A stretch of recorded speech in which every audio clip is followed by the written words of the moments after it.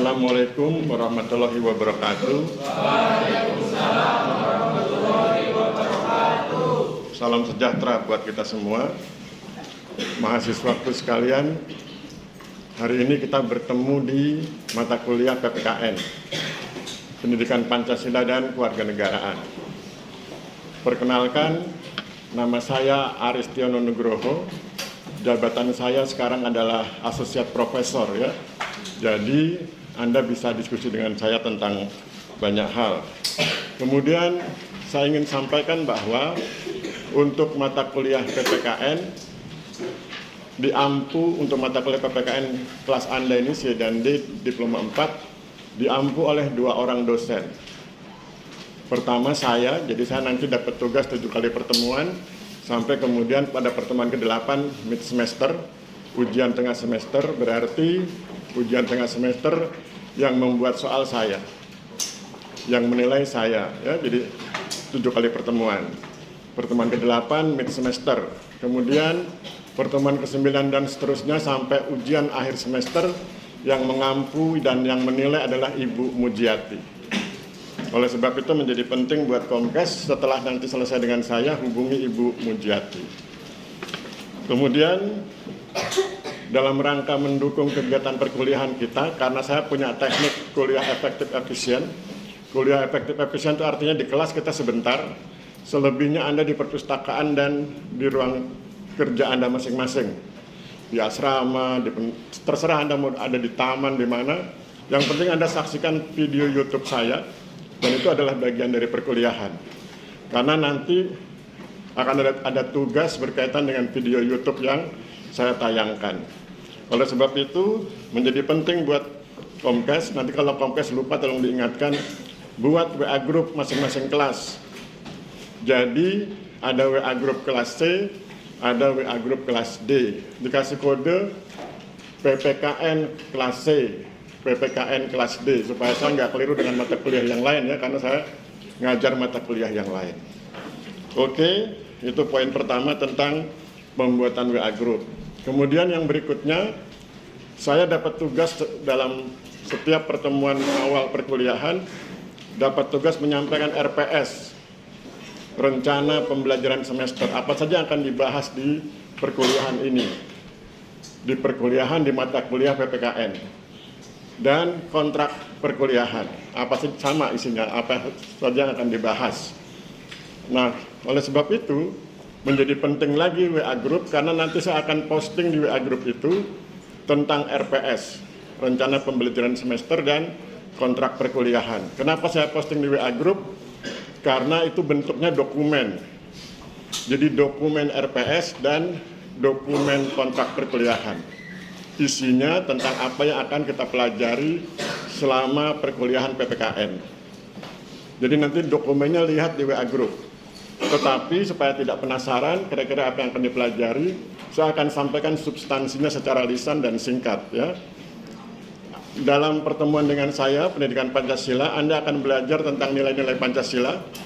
Anda belajar tentang sejarah perjuangan bangsa dalam konteks pembentukan Pancasila, pembentukan Undang-Undang Dasar 1945, dan dinamikanya. Ya, dinamikanya tadi nanti yang berkaitan dengan itu. Kemudian yang berikutnya adalah karena Pancasila di perguruan tinggi itu bukanlah Pancasila hafalan, nanti kita akan bahas dalam pertemuan-pertemuan selanjutnya buku-buku yang saya tulis tentang agraria yang bersesuaian dengan nilai-nilai Pancasila. Saya sudah nulis banyak sekian buku, nanti Anda tinggal lihat di perpustakaan, cari buku Aristiono Nugroho, nanti ada sekian banyak. Kalau Anda nggak tahu, tanya petugas perpustakaan. Ya, nanti buku-buku itu yang akan kita bahas dalam pertemuan-pertemuan selanjutnya, karena suka atau tidak suka, Anda sudah memilih sekolah di Sekolah Tinggi Pertanahan Nasional. Maka Pancasilanya adalah Pancasila yang kemudian kita lihat implementasinya di bidang agraria dan pertanahan. Ya, jadi bukan sekedar hafalan 32 butir Pancasila, bukan. Dan bukan sekedar hafalan sila 1 sampai 5. Tapi bagaimana sila-sila itu diterapkan dalam konteks agraria dan pertanahan. Nanti lihat buku-bukunya, nanti lihat videonya, nanti kita diskusikan di kelas. Itu yang dari saya. Yang dari Ibu Muji sama seperti itu, tapi nanti beliau bedanya adalah beliau di pendidikan kewarganegaraannya. Beliau akan membahas tentang hak dan kewajiban warga negara, politik strategi nasional, ketahanan nasional, dan lain-lain. Ya, Anda pasti sudah lebih hafal daripada saya. Jadi itu kira-kira poin penting apa yang akan kita pelajari. Jadi prinsip kuliah dengan saya adalah singkat di kelas, artinya waktunya tidak terlalu lama, tetapi kemudian Anda berlama-lama di perpustakaan dan berlama-lama di depan YouTube. Ya. Kan YouTube-nya gratis ya, tinggal subscribe. Gitu ya. Kemudian apalagi WiFi gratis di STPN kan? Iya. Karena sudah masuk di SPP ya. Iya. Ya, jadi mari kita nikmati segala fasilitas yang ada ya. Jadi teknik belajar modern kan begitu. Teknik belajar modern itu bertemunya sebentar, karena kalau kelamaan Anda ngantuk, sudah mulai batuk-batuk.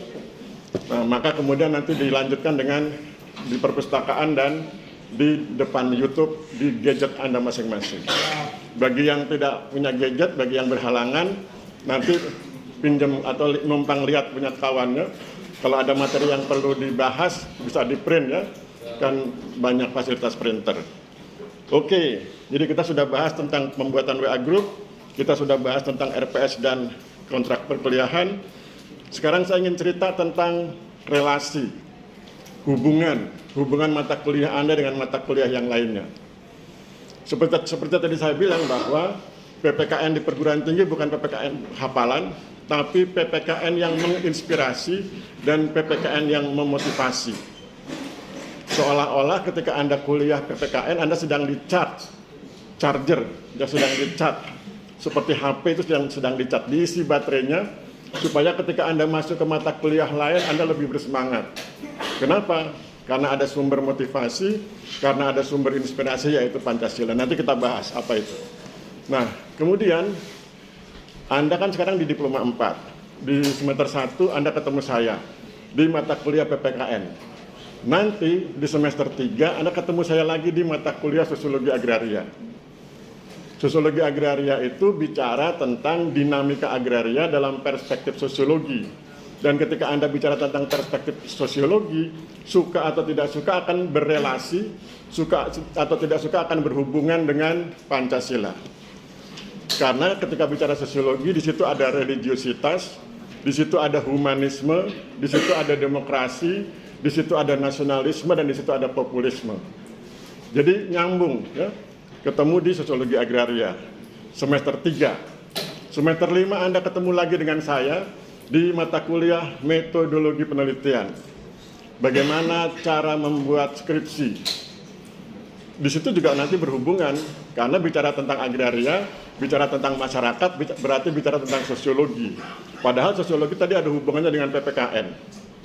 Nah, nanti semester 8 ketemu lagi dengan saya di skripsi. Jadi kita nanti sering bertemu. Ya. Sedangkan di semester 6 dan 7 kan Anda di lapangan ya. 6-7 Anda di kantor pertanahan. Nanti ketemu lagi dengan saya lewat Zoom. Saya mengampu kuliah kerja nyata pertanahan. Jadi Anda KKN itu bikin apa, itu nanti saya yang bantu. Maksudnya bantu menginspirasi. Oh Mas bikin kegiatan ini, bikin kegiatan ini. Oh Mbak bikin kegiatan ini, bikin kegiatan ini. Jadi kita akan sering bertemu. Ya.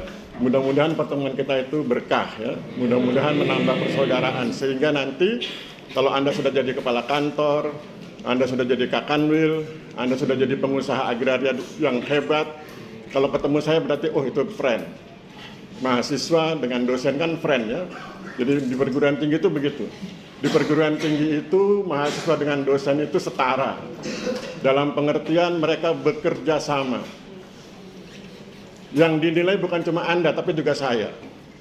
Kalau saya berhasil membuat Anda termotivasi menjadi orang yang Pancasilais, berarti nilai saya baik. Kalau kemudian ternyata saya gagal karena sebagian besar mahasiswa tidak Pancasilais, tidak religius, tidak humanis, tidak nasionalis, tidak demokratis, dan tidak populis, berarti kan saya salah. Salah memberi materi, salah mengajarkan, salah berinteraksi, maka nilai saya turun. Jabatan saya bisa diturunkan, tidak lagi asosiat profesor, turun ke bawah lagi. Oleh sebab itu, itulah kerjasama ya. Jadi dosen dengan mahasiswa bekerja sama agar sama-sama sukses. Anda sukses bisa melewati Diploma 4 dengan IPK terbaik. saya sukses sebagai dosen dan kemudian bisa berbakti dengan lebih baik. Nah, kemudian berikutnya, kalau Anda ingin punya IPK terbaik, maka nasihat saya, berdasarkan pengalaman, saya alumni angkatan pertama, berdasarkan pengalaman saya, jangan pernah abaikan satu mata kuliah pun. Saya sering menggunakan istilah sapu bersih. Sapu bersih semua mata kuliah di semua semester. Mengapa tidak boleh mengabaikan satu mata kuliah pun? Karena kalau Anda mengabaikan, mata kuliah itu akan membebani IPK Anda. Indeks prestasi kumulatif. Contoh, Anda mengabaikan mata kuliah X misalnya begitu ya, saya tidak sebut mata kuliahnya. Kemudian Anda memang lulus, tapi kan nilainya cuma C karena Anda abai. Tugas dibuatnya terlambat, dosen menerangkan Anda ngobrol, hubungan dengan dosen tidak harmonis, dapat nilainya C. C itu lulus, tapi kan nilainya cuma 2. Sehingga kemudian nanti indeks prestasi kumulatif Anda yang harusnya sekian, dikurangi itu. Ya. Anda tentu ngerti matematikanya ya. Nanti, maka itu menjadi penting buat Anda, jangan pernah abaikan satu mata kuliah pun, sapu bersih semua mata kuliah di semua semester, usahakan semua dapat nilai B, termasuk PPKN. Usahakan Anda dapat nilai B di PPKN dengan catatan ikuti semua prosedur, ikuti semua tugas, lihat WA grupnya, maka insya Allah besar kemungkinan Anda bisa dapat nilai B. Sehingga kemudian PPKN tidak membebani IPK Anda, sehingga IPK Anda bisa menjadi baik. Ya. Itu pesan saya ya sebagai senior, sebagai dosen, sebagai sahabat. Oke. Sekarang kita masuk ke yang agak filosofi sedikit. Saya ingin bicara tentang, saya menyebutnya sebagai filosofi batu giok. Ya. Ada yang nggak tahu batu giok? Batu giok itu batu yang sering dijadikan perhiasan oleh orang-orang Tionghoa itu ya. Warnanya agak kehijauan, indah lah pokoknya. Ya, filosofi batu giok. Ada cerita begini. Jadi, ada 2 orang sedang berusaha mencari batu. Menggali tanah untuk mendapatkan batu untuk dijual. Masing-masing sudah menggali 3 meter kedalaman tanahnya. Orang yang pertama ketika menggali 3 meter tidak ketemu batu, dia putus asa. Kemudian dia selesai, pulang ke rumahnya. Orang yang kedua, dia bilang nggak mungkin, pasti ada jalan ya. Ingat Gojek ya, tagline-nya Gojek, pasti ada jalan. Maka kemudian dia terus mencangkul. Maka pada meter ke-3,15, perhatikan hanya 15 cm jaraknya. Pada meter ke-3,15 ketemu sebongkah batu alam. Maka kemudian dia bilang, yes, dapat batunya. Maka kemudian batu itu dia bawa, yang satu sudah pulang nggak dapat batu. Batu itu dia bawa, dia tawarkan ke pedagang batu. Terus kata pedagang batu, oh ini batu alam, harganya sekian. Ketika dia menyebut harga sekian, itu kan berarti murah ya. Harganya biasa-biasa saja. Kemudian dia nggak jadi jual, tapi dia pegang batu itu, kemudian dia pergi ke satu tempat, ketemu dengan seseorang. Orang ini alumni STPN, dia ngerti tentang geologi, dia ngerti tentang batuan, terus dia bilang begini, Mas, itu bukan batu alam sekedar batu alam, itu batu giok. Terus dia kemudian gosok sedikit, nah ini kan keluar ada warna hijaunya. Ini batu giok, Mas. Apa hikmahnya? Pengetahuan. Kalau Anda punya pengetahuan, harganya lebih bernilai. Maka kemudian oleh yang bersangkutan dibawa ke pedagang batu. Oh, kalau ini batu giok, harganya sekian, Mas. Berarti naik harganya. Kemudian dia bilang, saya belum mau jual. Dia bawa pulang, terus dia ngobrol sama tetangga bilang, kalau pengen lebih bagus, digosok, Mas. Digosok kemudian sampai keren. Artinya apa? Ada ikhtiar. Ada pengetahuan, ada ikhtiar. Tawarkan lagi ke pedagang batu, harganya meningkat. Nah, dia belum puas. Terus dia ngobrol lagi dengan orang STPN yang tadi dia ketemu itu. Terus kata orang STPN, Mas, kalau gitu bikin narasi. Bikin cerita, 1 lembar atau 2 lembar begitu, semacam sertifikat sederhana. Ceritakan tentang bagaimana cara mendapatkan batu itu. Ceritakan lokasinya di mana. Kemudian apa makna batu giok bagi manusia.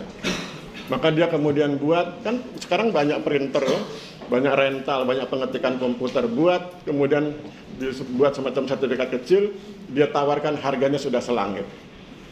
Apa maknanya?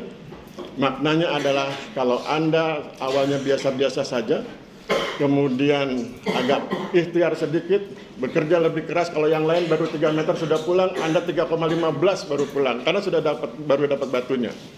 Kemudian tambahkan pengetahuan, tambahkan narasi. Apa pengertian narasi? Kemampuan menjelaskan pengetahuan. Jadi kalau Anda cuma berpengetahuan tapi tidak mampu menjelaskan, itu belum bermakna. Ya, jadi mari kita lihat rangkumannya.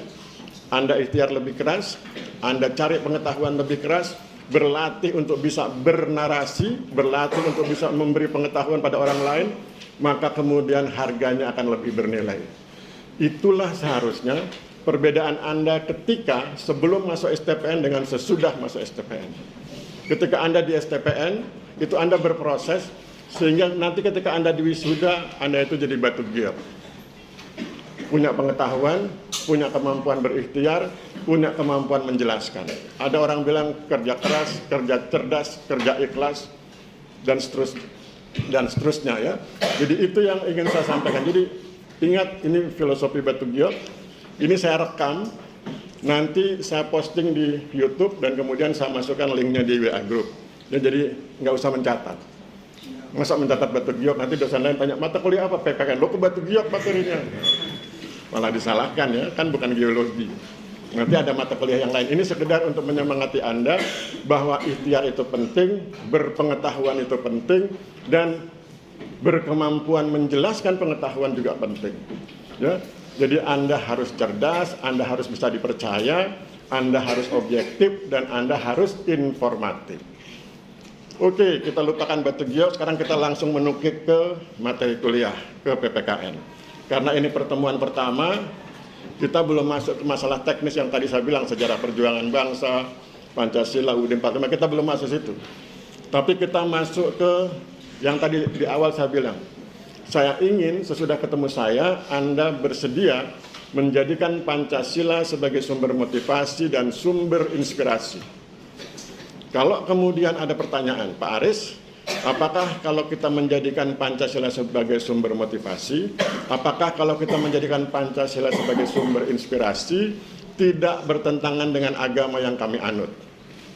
Saya jawab tidak, sepanjang Anda melakukan proses pemikirannya dengan benar, sepanjang Anda bersikap dengan benar, sepanjang Anda tidak mempertuhankan Pancasila. Anda tetap mempertuhankan Tuhan yang diajarkan oleh agama Anda masing-masing. Ya, jangan mempertuhankan Pancasila, tapi pertuhankanlah Tuhan yang diajarkan oleh agama Anda masing-masing. Pancasila itu hanya sebagai sumber inspirasi dan sumber motivasi. Bagaimana dengan nanti ada yang bilang Pancasila itu dasar negara, Pancasila itu filosofi bangsa, Pancasila itu pandangan hidup bangsa. Kita ikut itu juga. Jadi ketika kita sedang menjadikan Pancasila sebagai sumber motivasi dan sumber inspirasi, kita tidak sedang menggugurkan, kita tidak sedang menggagalkan pernyataan bahwa Pancasila adalah dasar negara, filosofi bangsa, pandangan hidup bangsa, falsafah negara, dan lain-lain. Kita tetap gunakan itu, tapi ini tambahan. Tambahannya adalah kita ingin menjadikan Pancasila sebagai sumber motivasi dan sumber inspirasi, karena saya punya konsep PPKN ini harus menjadi charger. Ketika Anda kuliah di mata kuliah lain, Anda sudah penuh semangat karena Anda paham betul tentang nilai-nilai Pancasila. Jadi kalau tadi pertanyaannya, apakah tidak bertentangan dengan agama kami? Besar kemungkinan tidak ya. Bagi yang Muslim saya yakin tidak, bagi yang agama lain juga saya yakin tidak. Saya punya pengalaman selama 8 tahun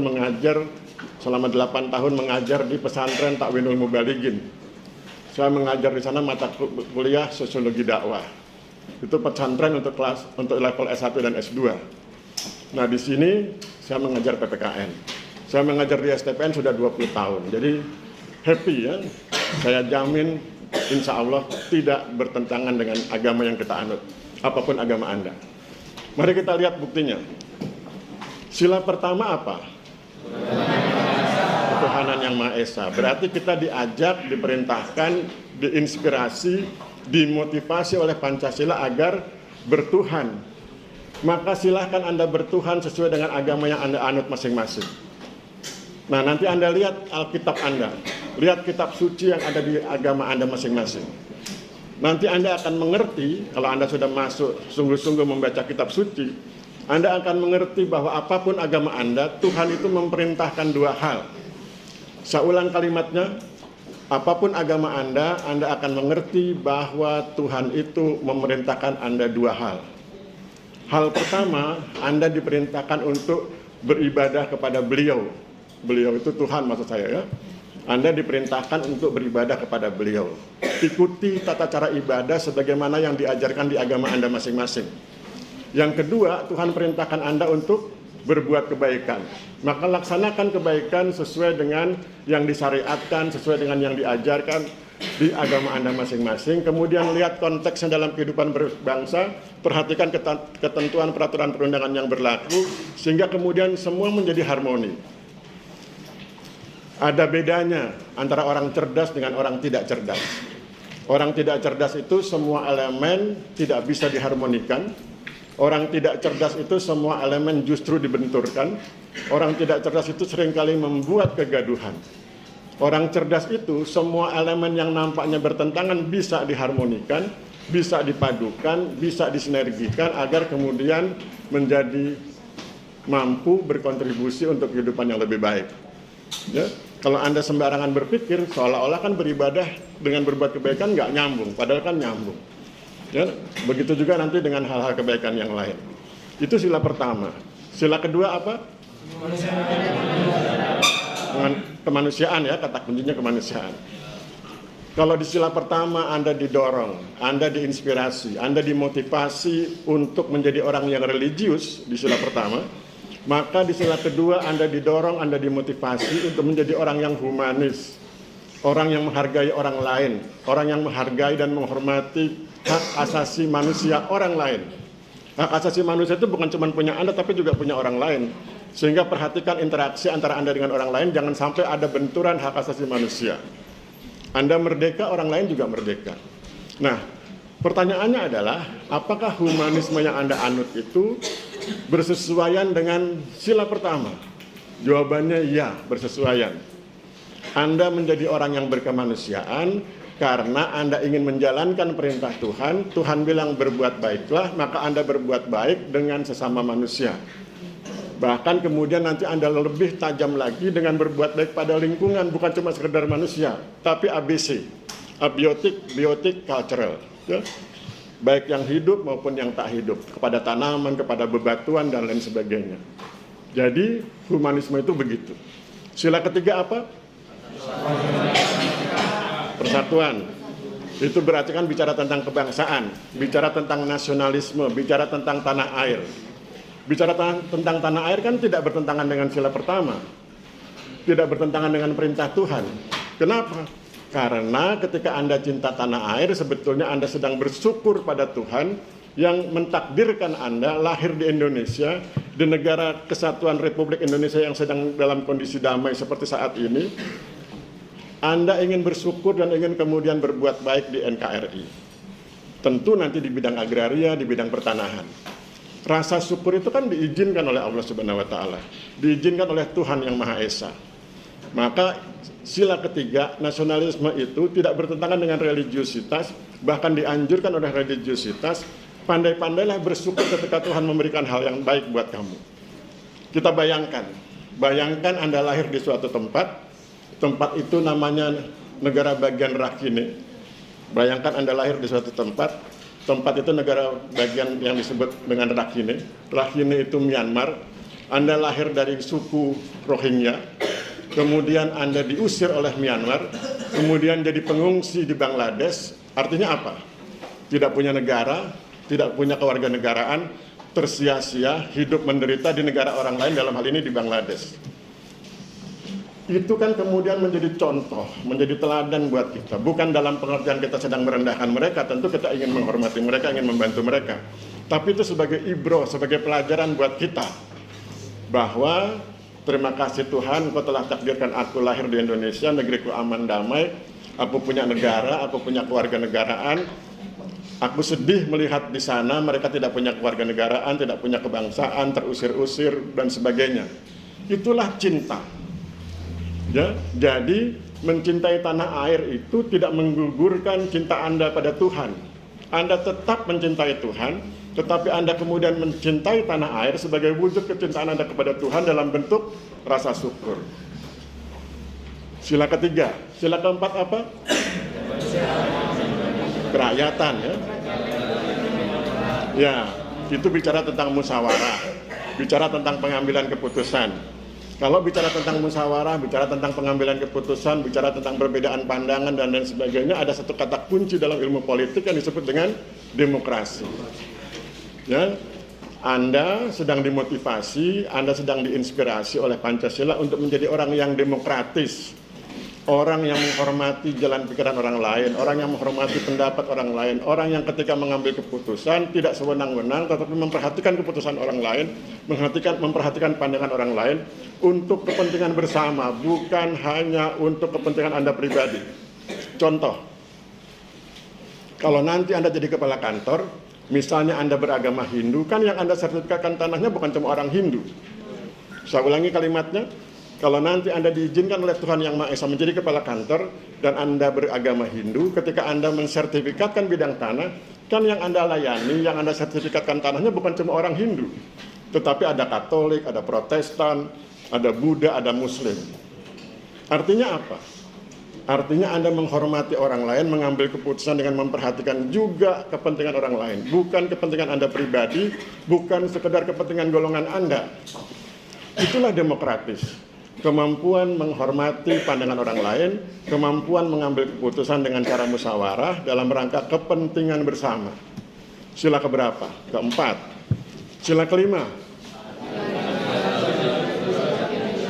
Kata kuncinya rakyat. Maka kemudian kalau orang Inggris bilang people, ya, menjadi populis itu menjadi penting. Jadi Pancasila sedang menginspirasi Anda menjadi orang yang populis, sedang memotivasi Anda menjadi orang yang populis, orang yang mengutamakan kepentingan masyarakat. Kalau nanti Anda menjadi pengusaha di bidang agraria, Anda menjadi kepala kantor di bidang agraria dan pertanahan, maka itu semua menjadi sasaran kerja Anda. Siapapun Anda, apapun profesi Anda nanti ketika Anda sudah tamat dari STPN, maka kan Anda ingin berbuat kebaikan.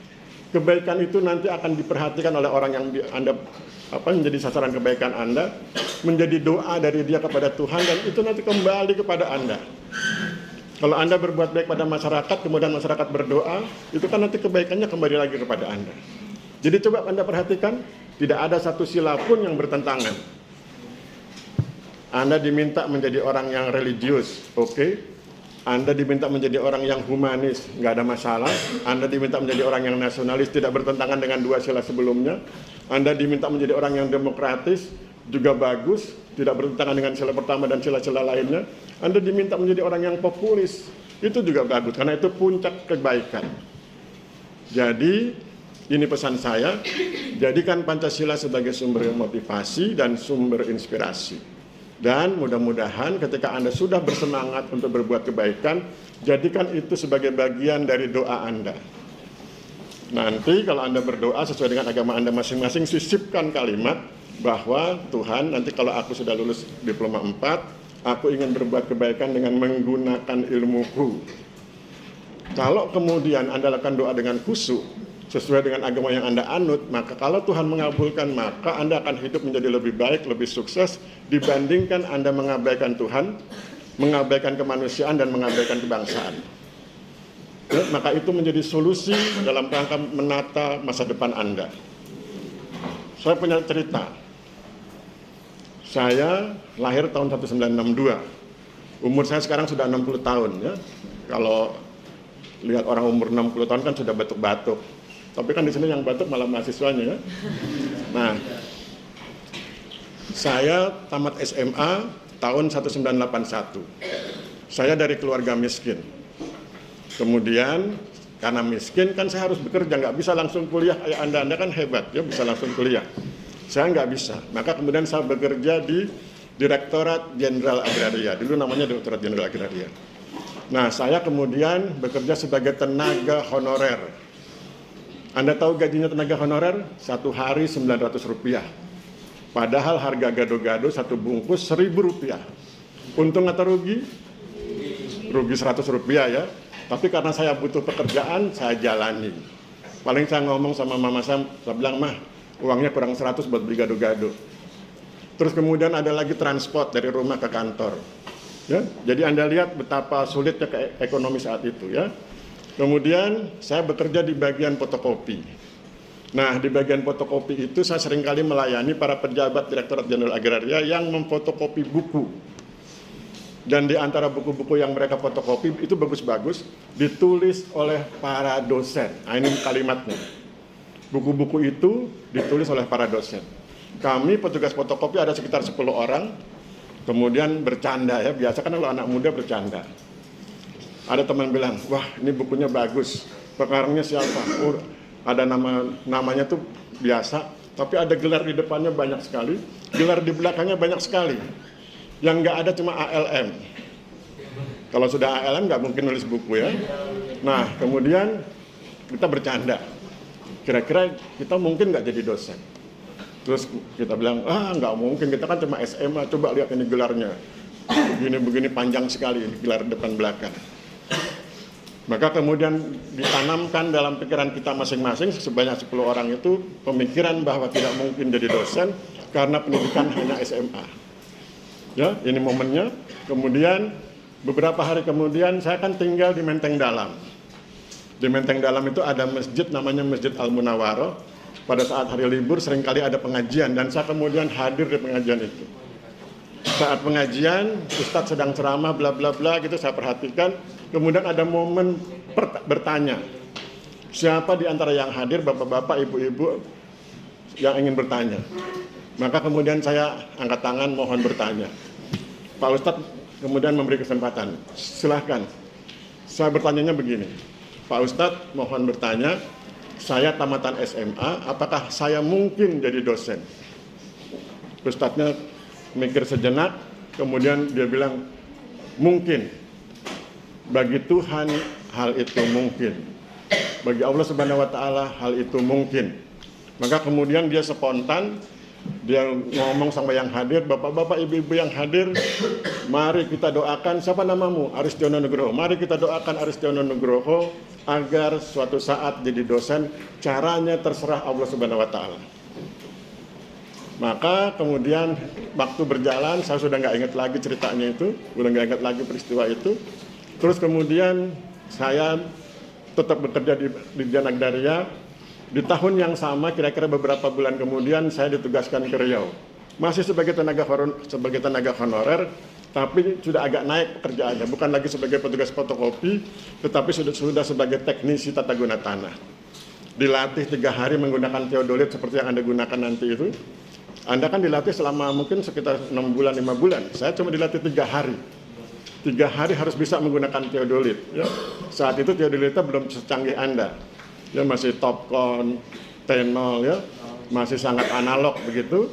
Maka kemudian berangkat ke Riau tahun 81, tugas saya membuat peta status tanah, peta topografi, peta kemampuan tanah, dan kadang-kadang membantu menyusun desain tata ruang, kemudian membuat peta penggunaan tanah. Tahun 81 di Riau, tahun 82 ditugaskan ke Sulawesi Tengah, tahun 83 ditugaskan ke Manokwari. Dulu Irian Jaya ya, sekarang kan Papua Barat. Kemudian tahun 84 diangkat sebagai PNS, kemudian ditugaskan di Sumatera Selatan. Tahun 85 ditugaskan di Maluku. Tahun 88 baru disekolahkan. Anda lihat 81 honor PNS kemana-mana. Tahun 88 disekolahkan di Jogja. Kemudian sekolah di Jogja. Dari mulai Akademi Agraria, kemudian Akademi Pertanahan, STPN, kemudian masuk UGM dan seterusnya. Akhirnya tahun 2001 jadi dosen. Anda lihat, 81 didoakan di masjid, 2001 baru jadi dosen. Berapa tahun? 20 tahun. Jadi, kalau Anda nanti berdoa belum dikabulkan oleh Tuhan, apapun agama Anda, mohon bersabar. Mungkin belum waktunya, ya. Karena kan ada orang bijak bilang, para tokoh agama bilang segala sesuatu itu kan akan indah pada waktunya ya. Jadi tunggu sampai Tuhan menentukan itu. Bersabar. Nah, Bersabar itu tentu harus disertai kerja keras, kerja cerdas, kerja ikhlas, dan lain sebagainya. Yang penting, sekarang Anda baru semester 1, jangan salah berdoa. Semester 1, Anda kusuk berdoa, ya Tuhan, aku ingin segera diwisuda. Itu bahaya. Kalau sesudah Anda berdoa sebulan kemudian diwisuda, itu bukan wisuda, Mas, itu DO. Ya, jadi hati-hati berdoa. Tetap harus diperhatikan konteksnya. Kalau Anda ingin berdoa jadi kakanwil, jadi pengusaha agraria, silahkan, karena kan butuh waktu sekitar 20 tahun. Ya, jadi itu yang ingin saya semangati pada Anda. Siapapun Anda, apapun kondisi ekonomi dan sosial Anda, sepanjang Anda berhubungan baik dengan Tuhan sesuai dengan agama Anda masing-masing, sepanjang Anda bersedia bekerja keras, kerja cerdas, kerja ikhlas, maka harapan Anda, cita-cita Anda akan tersampaikan. Yang penting niatkan bahwa Anda hidup itu tidak sia-sia, ya. Anda dilahirkan oleh Tuhan, ditakdirkan oleh Tuhan hidup di dunia ini tidak sia-sia. Anda punya visi, punya misi, punya tujuan. Visi itu cita-cita besar, misi itu hal-hal yang harus dilakukan, tujuan itu yang ingin dicapai. Anda punya visi Anda apa? Visi Anda menggapai ridho Tuhan. Ridho itu apa? Berkenan. Anda ingin Tuhan berkenan kepada Anda, maka itu disebut visi. Maka laksanakan semua perintahnya, lakukan kebaikan. Kemudian Anda punya misi. Misinya apa? Kegiatannya apa? 2 hal. Beribadah kepada beliau dan berbuat kebaikan. Apa tujuannya? Selamat di dunia dan selamat di akhirat. Ada visi, misi, tujuan. Ya, jadi Pancasila itu begitu. Pancasila itu memotivasi Anda menjadi orang yang berkualitas, ya. Bukan sekedar menghafal Pancasila. Nah, kemudian sudah jam berapa? 9 seperempat. Terakhir, sebelum kita bubar, ya. Filosofi arloji tua. Ini filosofi lagi.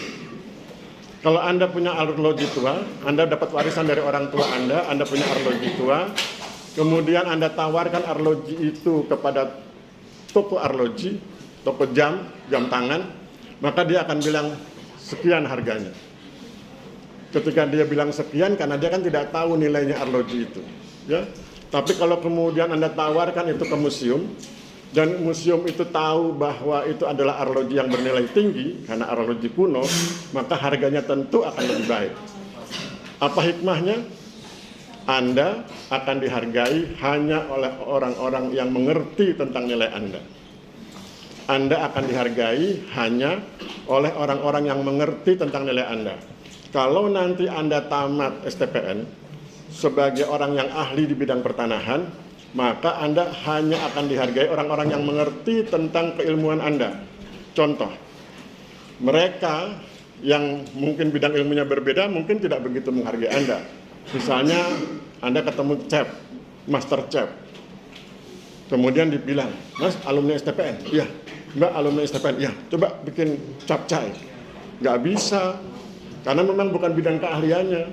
Kan tidak ada teodolit untuk membuat capcay. Ya?